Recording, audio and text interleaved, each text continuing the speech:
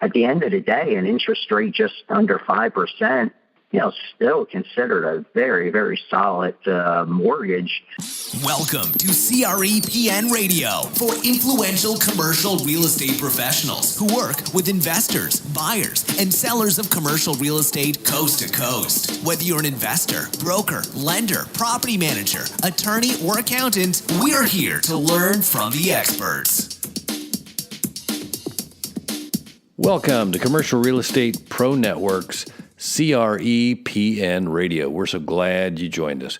My name's J. Darren Gross. I'm a real estate investor and a commercial property insurance broker. Our goal here is to have a conversation about commercial real estate, and today is no different. Our guest today is Brian DeLucia. He's with Arrivato LLC, and we're going to talk about alternative financing for commercial real estate, what it is, how it works, and who can benefit. So if you're an investor or work with real estate investors, I'm certain you will find today's program interesting. No matter how you found us, whether it was LinkedIn, Facebook, YouTube, Twitter, our website, iTunes, we are glad you're here. And as always, if you like what we're doing, please let us know. Your likes, shares, follows, and comments are all greatly appreciated. And on another note, don't forget, if you have any questions about your commercial real estate insurance, reach out to me and I will do all I can to help. All right, let's get into the program today. Here now is my conversation with Brian DeLucia about alternative financing for real estate. All right, on the phone with me is Brian DeLucia. He's with Arrivato Capital. And Brian, welcome to the program. We're glad to have you. Oh, absolutely. Thank you very much. Pleasure to visit with you here today. Yeah. Appreciate you making the time for us. Hey, for our listeners, if you could do me a favor and introduce yourself, give us a little bit of your background, and tell us a little bit about Arrivato I'm sorry, I didn't mean to say Arrivato Capital. Arrivato LLC, correct? Absolutely. Arrivato LLC, and certainly be very happy to share some information on Arrivato.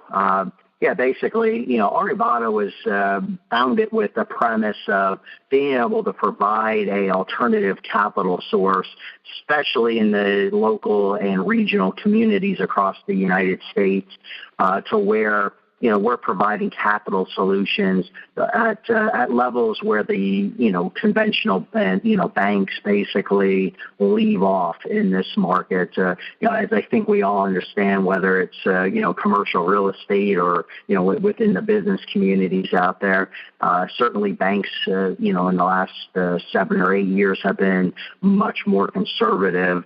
And, we provide certainly some other alternatives, to the conventional banking environment. Got it. And how long have you been with Arrivato? We founded the company a little over 2 years ago. And just the kind of the little bit more of the not the structure, but the capital. Can you explain a little bit more about just the private lending? Where you guys you're getting your capital, and how you're putting it to work. Can you explain a little bit about that? Oh, absolutely. Absolutely, Darren.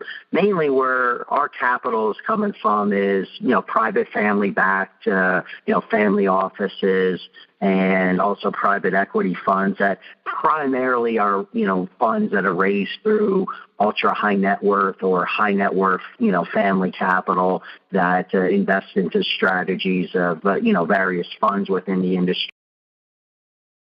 Have a kind of a unique function here as a relationship manager or a relationship management firm, which we really bridge that gap between the borrowers or the sponsors that are in the field looking and seeking for capital, and on the other side of the table, certainly we're very well in tune within the family office environment or the private equity, environment, kind of vetting out and screening out opportunities that we understand, fit their strategies. And, certainly we're very, very fortunate to be in that environment on a daily basis, to where we have a lot of personal relationships with the capital. So it's a little bit different maybe from, your pure, old school commercial loan brokering, to where, somebody takes a loan application from a borrower and then is shopping it out to, 10 to 20 lenders. Essentially we spend a lot of time here really getting to understand our clients and, what their objectives are, what their, direction is moving forward, and kind of maybe some challenges that they've had, and at the same time really understanding how to pair them up with the proper fit, in the marketplace. So when we speak of the marketplace, the capital marketplace, lending, borrowing, you mentioned the conventional type lending where you go to an institution and application and get a mortgage for a property. The other end of that then, more of a hard money, non-conforming kind of a loan. You guys, does Arivado engage in that? Is there other products that you engage in? I think that's what makes our company very unique and honestly quite interesting on a daily basis is the fact that there's a lot of diversity. Obviously, there are borrowers, the first step they normally take is, heading to their local or regional bank, whether it's to, execute a acquisition of an asset or refinancing or recapitalizing an asset or a portfolio of assets, as well as, at times, if they're looking at a construction project. So usually that first step is going to the local or regional bank. And, as many borrowers have experience in the market, or I should say really since the market downturn, is that banks, still remain fairly conservative yet.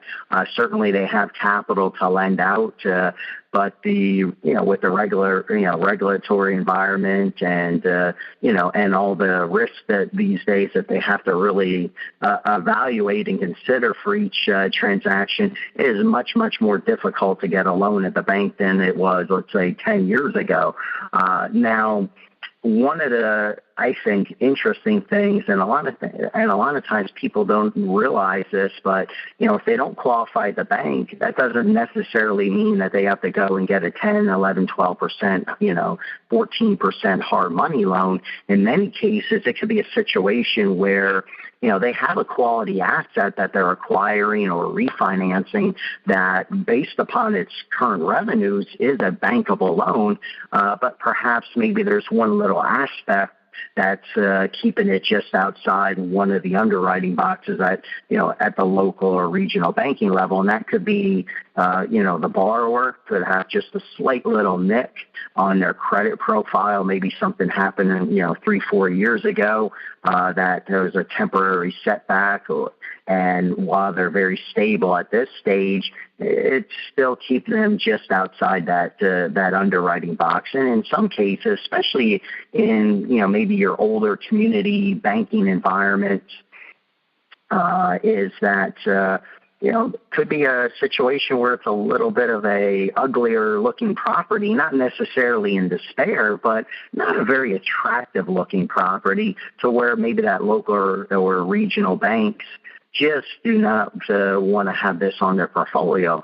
So in those cases, you look just outside the banking box, to where, we work with different funds that is as much of a consideration, in terms of maybe how the property or the aesthetics of the property look, as long as the property's not in despair and we have a stable asset that, generally would, qualify, at the, within a conventional underwriting guidelines.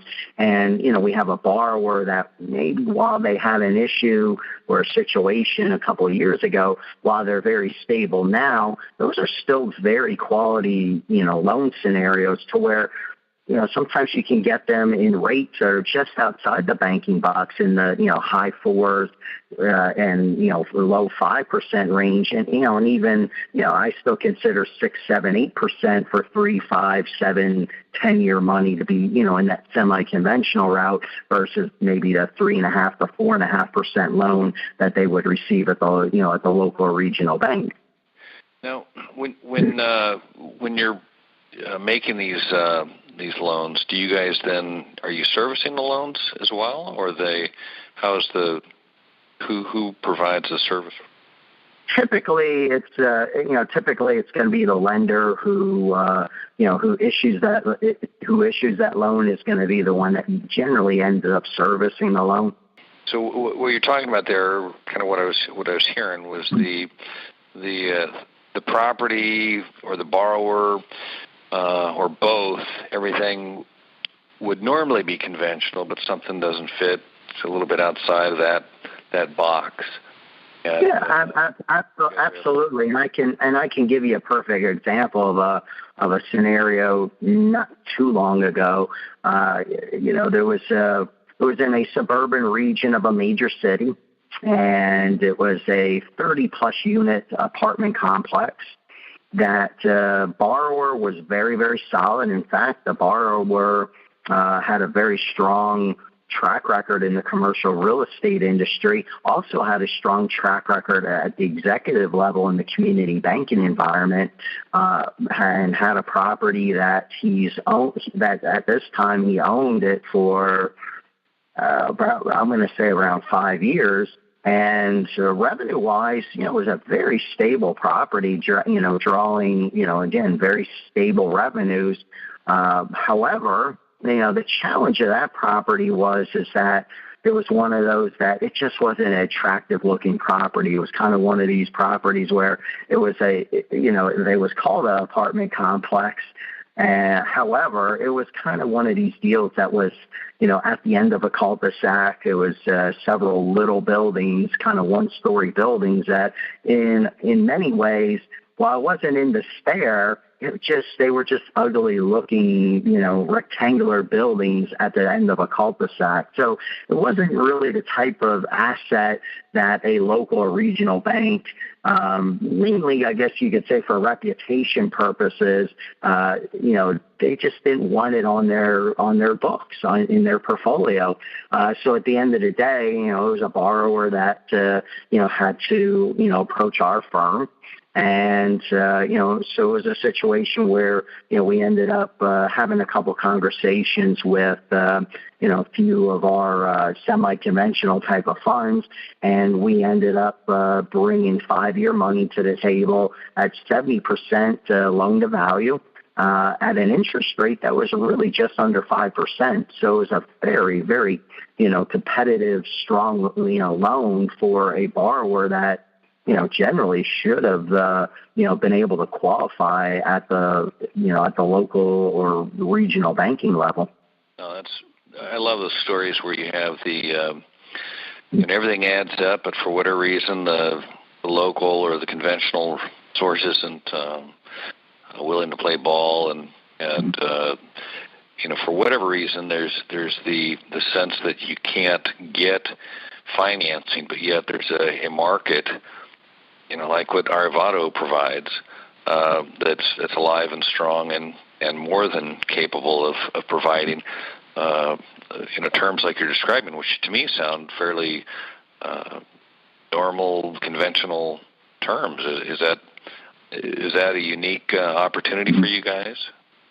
Well, it's actually one of my more enjoyable scenarios to be involved with, because generally these are transactions that are fairly clean compared to maybe some of the other activities that I'm involved with on a day-to-day basis. But, in this situation, really, he should have been able to qualify for, a rate in the high 3s, to mid 4% range if it would have been, let's just say, a nicer looking, complex compared to, it just being, a drab looking kind of, complex, set of buildings that really wasn't a true complex. So sometimes those little things are the difference between, receiving an interest rate at 4% versus, 5%. But at the end of the day, an interest rate just under 5%, still considered a very, very solid mortgage for the next 5 years. And, honestly, and, it's a situation where maybe, 3 years down the road, the borrower could decide if he's going to still continue to keep this property, for the long term. Maybe he can approach the banks again at that stage and see if there's an opportunity to get something a little bit lower. But most likely, that's a loan that he'll probably keep for 5 years, and he's in a position to where he can, continue owning and operating that asset for the long term. Or if he just, decides, a few years down the road that, he's kind of reached his point where, he's ready to sell. So it's those are always good, fairly good, clean, scenarios certainly to be involved with on a daily basis. The picture was kind of your reference point. Is the local lenders were not interested based on just the picture, not an attractive property visually. Is there any kind of a sense when you look at, properties, is that an indication of opportunity for you as opposed to, others? I mean, if, all things being the same, the property has strong rental history, that the owner has strong, management experience, creditworthy. Is that an indicator? Is that an opportunity that you guys see on a regular basis? Is that picture kind of underwriting, if you will? I don't know if I'm saying that right, but brought that up. I thought that was interesting. The visual aesthetics. I know in insurance, I'm constantly dealing with that with underwriters, and they go, ooh, they see something they don't like on a picture, and I'm just curious, is that something you guys run into on a regular basis? Yes, absolutely. Not quite as often as you do maybe on the scenario where the borrower has a slight nick, but certainly you do see these opportunities on a fairly regular basis to where it's just maybe not aesthetically pleasing property that would be more of a preference for the bank to have in their portfolio. But certainly these are scenarios that you see on a regular basis, and certainly in my industry. Gotcha. Let's see. So we talked a little bit, and you would call that a semi. What do we say? Yes, I always call it kind of a semi-conventional space, because it's kind of in that it's kind of in that no man's land where it's not hard money, but it's certainly not a it's just not a conventional deal, but it's certainly not a 10% type of 12% type of loan either. Got it. Beyond the semi-conventional, can you give us a description of other products or other types of loans that Arivado does? Oh, absolutely. I think on the debt side, and you see this on almost a daily basis, especially in the small balance or sub-institutional size, transactions that you see scenarios where people are always acquiring underperforming assets, and especially in the multifamily environment these days. And, you've seen a little bit in, certainly in the office environment too. But you especially see it in multifamily today, where you have, individual investor groups that are out there in the marketplace seeking, kind of maybe value add, repositioning, opportunistic type of opportunities. And, sometimes these aren't, necessarily the scenarios where it's like, a distressed property where it's, somebody's acquiring something that's only 60 to 70% occupied, to where it really, should be 95% occupied, or it's not always necessarily something where it looks like a building's falling apart. I mean, there's scenarios, where, individuals are buying properties that, it's leased up, but perhaps the previous owners, their priority was a little bit more making sure that they could be, leasing up compared to staying with market rent. So sometimes you see properties that, are well below, what the current market rent is. Sometimes you just see properties that have been undermanaged or mismanaged. But, in many cases these days, you have maybe, smaller mom and pop owners who held the property for 10, 20 years, and they just didn't, have enough upkeep on the property. And sometimes, it goes into a point where it is undermanaged and, and certainly not a conventional opportunity. So there's, what we call in the marketplace, bridge loans.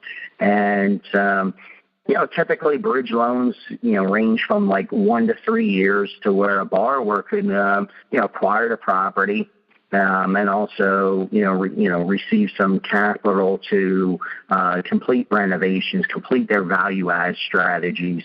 And, typically, that's a 1 to 2 year process, or sometimes a 1 to 3 year process, but typically, usually takes about 1 to 2 years to, depending upon, the needs of that property. If there's, physically they have to go in and upgrade units.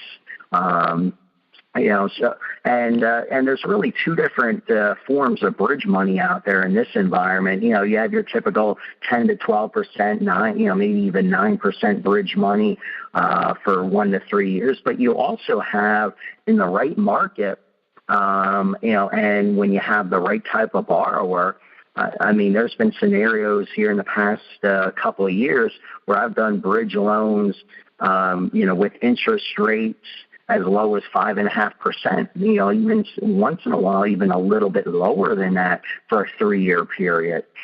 So bridge loans aren't always necessarily high cost, loans, so that's something I think that, borrowers have to be on the outlook for if they're in the right market, and they have a strong enough track record that, there's those opportunities out there. And sometimes we've gone fairly high up on leverage. I've done some bridge loans as high as 85% loan to cost, in the marketplace the last couple of years. And then, then beyond, just traditional bridge lending, you also have hard money lending. Hard money lending, typically these days, is going to be a little bit more for the hodgepodge type of property. There's currently a transaction we're actually working on right now that is, a little bit of an outlier. It's actually a motorcycle dealership that, so it's a single tenant, single use type of property that also is more of a steel construction building. So it's a situation that isn't really attractive at the conventional level, but not even really at a bridge level. It's a scenario like that, not a really as attractive property. There's not as many uses for it. If the business, so let's just say, would fail in there. So it's not exactly the most attractive property that a lender would have to take back. So typically that's a real core hard money scenario there. But you also have a really strong niche, and I'm probably one of the more active, I would say, in reviewing these opportunities on a day-to-day basis, is in the hospitality industry. And I'm not talking, your major hotels that you see in the, Philadelphia or New York or Miami or Dallas or Los Angeles. That's a conversation for another day that, of activities I'm involved with. But I'm talking about, opportunities that you see on a daily basis in your secondary, tertiary type of markets. where you have a maybe a B minus C level type of, hospitality asset like a Days Inn, a Quality Inn, to where maybe they lost their flag, and it could be a situation where, they weren't keeping up with their renovation requirements. There's what they call PIP requirements that, every so many years, that flag requires you to, perform very specific renovations. And in some cases, there's or many cases, honestly, with these type of assets, you have just under management or mismanagement, not to where the property is distressed financially, but where it's just clearly mismanaged. So when you have scenarios like that, typically that flag will decide, we just do not want to be affiliated with this management any longer. Or you see scenarios where that happens and they decide, well, we want to remove the flag. Now suddenly they find themselves being an independent hotel. When, items, like this happen where you lose a flag, or, you're just, really showing mismanagement on your performance of revenues, now your bank will also, most likely approach you and say, despite the fact that, you've been current on your loan, we're just not really comfortable with the performance, and we feel that there's a higher level of risk here now. So what we're asking you to do is we're giving you, let's just say, 30 to 45 days to find alternative financing, and perhaps if we'll give you a discount on the payoff of this loan. And if you don't, we're going to put if you do not find alternative financing, typically they'll put you into what they call a strategic default.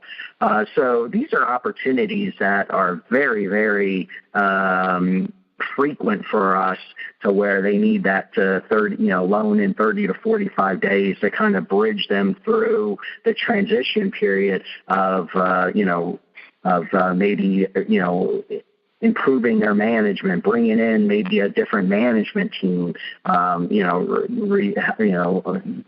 performing the renovations that are needed to, either bring back that flag or attract a different flag. So typically these are hard money scenarios for 1 to 3 years. There's been some circumstances where I've been able to go up to 5 years on these type of loans also. And, there you're looking at the 10, 11, 12% type of loan, for that period to kind of help you transition, towards becoming a stable asset again. So you see, scenarios like that, I think, certainly on a very frequent basis in the hospitality industry. When you say hospitality, are you finding most of the opportunities are owner operators, or these actual landlord exposures? Honestly, yes. Typically, most of the time these are owner-operator situations. Yes, and in most cases, they have to be able to show a clear viability on how they're going to, what I call rectify the situation or address the situation in terms of, maybe bringing in more experienced management to bring this asset back up to a stronger performing level. I'm looking down my little to some questions I want to ask you, and I know your time's kind of limited. Sweet spot, is there a sweet spot that you have? I mean, you mentioned these hospitality things. It seems like you've had a pretty good opportunity there. Is there in a 2-sentence sweet spot that you could answer to that say this is really where we shine, or this is what we really find that we sell at? Or I'm going to say, honestly, it's really been across the board. I think it's been pretty level in terms of, the scenarios that we see on a daily basis, kind of just covering a little bit of what we've, discussed today thus far, as, where these scenarios are just outside that banking box, or frequently today you just have individuals that are buying underperforming assets where they need capital to, perform renovations and execute a value add strategy to bring occupancy and or rent up. And then, these scenarios that are just, a little bit distressed, underperforming scenarios. So you see, I think, fairly even amount of these scenarios in today's market. And at the same time, you also see what we always call special situations. And, and sometimes that's, could be on two different really ends of the spectrum, where you have somebody that's, bankable borrower buying a bankable asset, but perhaps they need to close within 2 weeks. And, typical bank closings more like 45 days. So we had a scenario like that. Just, it was funny at the end of last year. It was right during the middle of the holidays, and it was a very, very strong borrower that had a excellent reputation in his community. He's probably the top multifamily property owner or asset holder in his region, and he was acquiring a very strong performing asset from another family within the region on a transaction that needed to close by the end of the year, for sales purposes for the seller, for tax purposes. So that was a scenario that had to be closed in a 2.5-3 week period. And then on the other side of the spectrum, you just have scenarios sometimes that come across your desk, and being in the industry that I am, certainly sometimes you see some interesting scenarios, but we had one where borrower was buying again an asset that was certainly revenue-wise very bankable and also a very strong sponsor. However, and this is a property that I think me and you just spoke about a couple weeks ago, where the property was all triple net national lease tenants, except for one tenant who happened to be in the industry that was kind of frowned upon in this environment from the certainly from a banking standpoint. So it was so just because of one tenant, that property wasn't bankable at the conventional level. And it also was not really a financeable asset, even at a private equity level. Now, fortunately, in this situation, that one tenant agreed to relocate.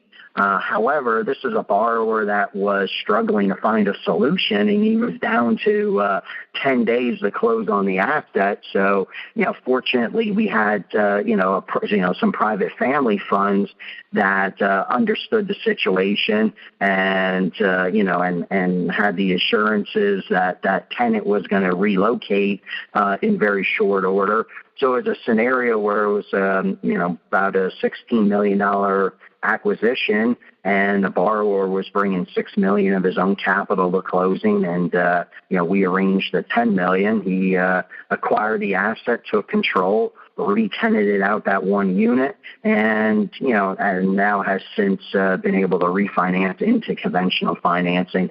So you have scenarios like that certainly you see on a daily basis, in what I call special situations, type of capital. So you see on a daily basis, just kind of recapping, a lot of different diverse situations. Let me ask you, territory. Do you have any territory limitations? Where you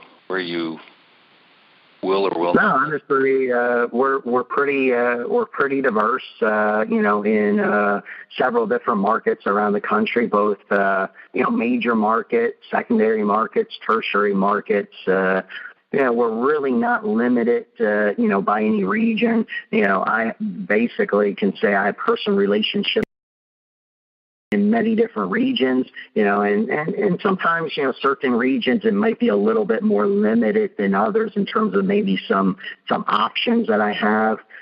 There could be a solution that, I have in 75% of the country, with the exception of maybe, one region of the country. I just, that particular fund just might not be comfortable in that region of the country. But for the most part, I'm very fortunate to have the diversity to work in most markets around the United States. What about a range of capital needs that you're able to accomplish? I mean, is there a minimum amount that you lend out? Is there a maximum amount? Honestly, no. I mean, now typically, most of your commercial loans, range between like $500,000 and probably $5 million. But I've done a few as low as $250,000, and certainly I've been involved in transactions over $100 million. But typically, in this business, 80% of your commercial real estate transactions are going to be anywhere from $500,000 to a few $1 million. And I'm a big believer in you're going to find most of your opportunities and most of the people that you're able to service are always going to be in that range of $1 million to $7-8 million. But certainly capabilities run much higher than that, and certainly a little bit lower than that also. Before we wrap up, I know you're limited on your time, and I want to say thanks again for making the time to speak with us. Is there anything that we didn't touch on that you wanted to make sure we mentioned? Well, I think one of the things, we also maybe could discuss real quickly is the equity side of the business. Certainly, equity is, a little bit more difficult, a little bit more challenging. Certainly the underwriting, aspects of it, tend to be a lot more deeper and complex than straightforward debt. But I think it's for our conversation today, since we've been kind of discussing smaller balance, sub-institutional,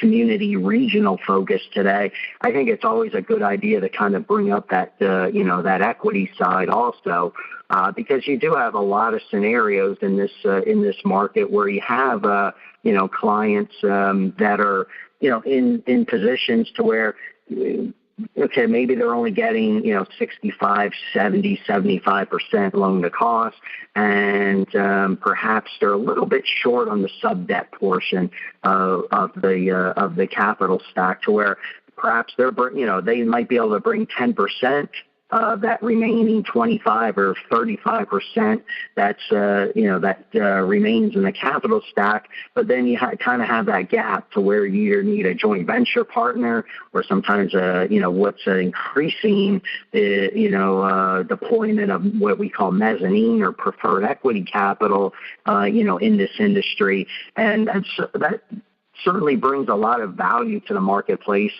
because there's not a whole lot of what I call sub-institutional equity capital available, in the capital market. So most of the time you have challenges where borrowers typically have to raise their own equity capital, kind of that friends and family country club route. And over the last several years, you're seeing it on a more frequent basis that level of capital is drying up. It's a lot harder to attract it, and even if you're good at attracting it, it's very, very time consuming. So you find, I think, more of your sub-institutional borrowers, they're looking towards more towards the capital markets, but they're finding challenges there because there's a lot of funds that will not write an equity check lower than, let's say, $10 million. But there's a lot of solutions that we could bring to the table through kind of proprietary capital, private family-backed, private equity-backed capital that will service that, sub-institutional market, and kind of, in that gray area where people, just are having challenges raising that friends and family type of capital. It's a little bit of a different process, a little bit more of a expensive process compared to, raising the friends and family capital. But I think that's something that, your listeners certainly, need to be aware of in the marketplace. No, that's great. I'm glad you brought that up, because that is something that if you find the deal and you have a need for capital and can't put all the pieces together, you've got to think outside the box, and that's. And absolutely, because I said sometimes it slows up investors to where maybe they can only execute on one transaction a year, to where if they had a more formal capital partner, to where they wouldn't have to piece capital to get it from several investors, and then also when you're able to attract several investors, typically they're a little bit more unsophisticated, to where they're going to call you up every week. Whereas if you have one formal strategic capital partner, you might have to pay a higher return. You might have to pay a 10 to 12% preferred return, or cash on cash return, whereas maybe you're only paying 6 to 8% to the country club member, the doctor, the attorney. But you're finding a situation where you're able to execute a lot more frequent, and I think just a much more professional process in terms of scaling up your portfolio in today's market. And then you just have other scenarios where maybe you're only able to get up to a certain level of leverage in terms of bank financing, and looking at sub debt options. There's definitely opportunities in the market today to help bridge that gap. And certainly, we have conversations, I think, with experienced, developers and investors in the marketplace on a daily basis, pursuant to that transition.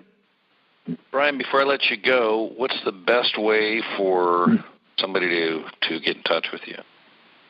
Well, they could find us over at ArivatoLLC.com, which is ARRIV as in Victor, A as in Apple, T as in Tom, O as in Oscar, LLC.com. More than welcome to visit our website. I think you can certainly learn a lot about our company and some of the day-to-day activities and our methodology and guiding principles. And certainly more than welcome to drop a note, to me over there. And I'd be happy to, engage in some dialogue and conversation with you pursuant to, whatever your immediate objectives are, but also at the same time sit down with you and get to understand, what your needs are, what your objectives are here over the next, let's just say, 2 to 3 years down the road, so we can maybe help create the, the proper alignment of interest for you moving forward. That's a great idea, is that have that conversation and work on a plan so you have some sort of the ability to execute your plan. I like that. Oh, absolutely. Well, Brian, I want to say thank you again for making the time today to speak with us, and I enjoyed it, learned a lot, and hopefully we can do this again soon. Oh, absolutely. Thank you very much, Darren. It was a pleasure. Well, there you have it. I hope you enjoyed my interview with Brian DeLucia of Arivato LLC. And if you have a project or a property or a client that has a project or a property and you're in need of funds, I would encourage you to consider contacting Brian if you have been turned down to the conventional options.